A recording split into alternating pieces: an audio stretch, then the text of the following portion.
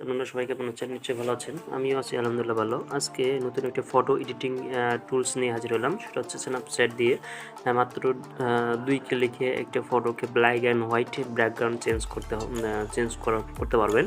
তো আম দেরি না করে বন্ধুরা আমি কাজ শুরু করে দেই স্টার্ট। আমি এখান থেকে ফটোটাকে শেয়ার বাটনে ক্লিক করলাম। সেন্ড বাটনে ক্লিক করলাম। সেন্ড বাটনে ক্লিক করার পর আমি স্ন্যাপচ্যাটে নিয়ে গেলাম ফটোটাকে।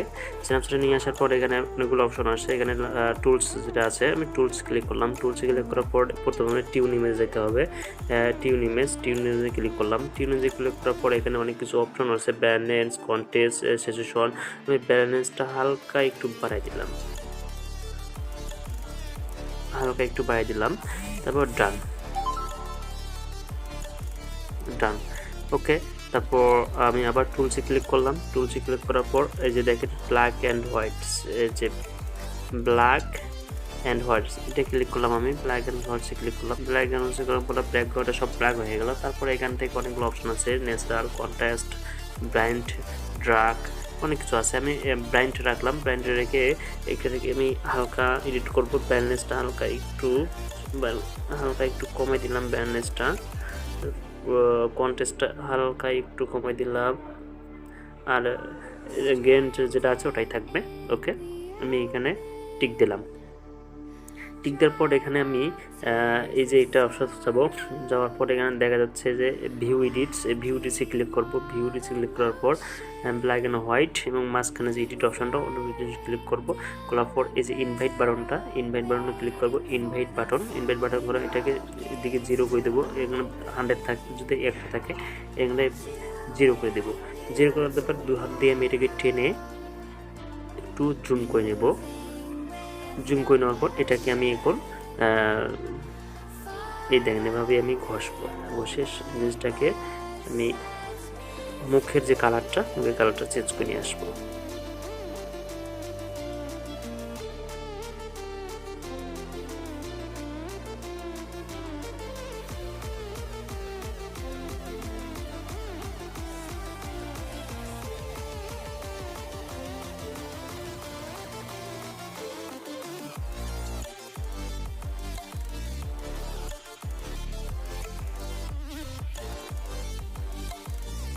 টিক বাটনে ক্লিক করার পর আমি এখান থেকে ব্যাগে যাওয়ার পর আবার টুলসে ক্লিক করব। টুলসে ক্লিক করার পরে এই যে বাটনটা, তারপর টুলস, এটাতে ক্লিক করব। আমি কারভাস টেবিল ক্লিক করে এটাকে আমি এখান থেকে রেড করে নেওয়ার পর এটাকে এখান থেকে ধরে এইভাবে এটাকে আমি এখান থেকে বসাই দেওয়ার পর এখানে দেখেন পুরো ইয়েটা থেকে আমার কালার সেট করে নিয়ে নিয়েছে। তারপরে আমি টিক চিহ্ন দেবো। আবার সেম কাজটা করবো। ভিউ এডিটসের পর কানভাস এডিট অপশনে যেয়ে ইনভাইট দিয়ে এখান থেকে আবার সেমভাবে এটাকে মুখের ফেসটাকে ফিরে নিয়ে আসতে হবে। দেখেন কীভাবে করতেছে। আমি এখান থেকে 0 করে দিচ্ছি।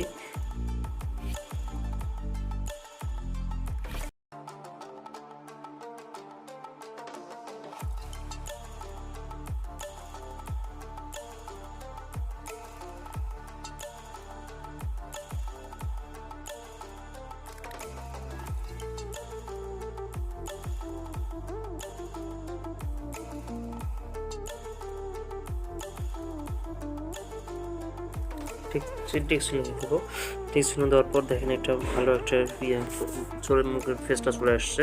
এখান থেকে আমি আবার ব্যাক বাটনে ক্লিক করব। ব্যাক বাটনে ক্লিক করার পর এখান থেকে আমি আবার টুলসে ক্লিক করব। টুলসে ক্লিক করার পর এখান থেকে দেখেন বন্ধুরা, আমি এটাকে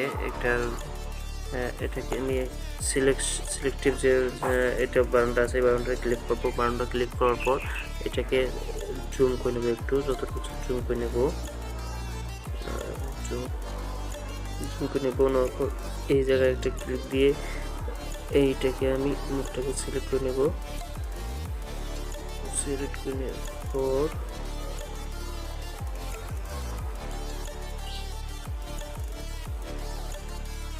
ওকে, ব্যান্ডেজটা হালকা দেখেন, ব্যান্ডেজটা দেখেন আমি যদি কমাই দিই একেবারে কমে যাচ্ছে। এটা কি আমি হালকা বাড়াই দিলাম, ওকে দিয়ে ডান। ওকে, দেখেন বন্ধুরা অনেকটা চেঞ্জ হয়ে আসে ব্যাকগ্রাউন্ডটা আগের তুলনায়।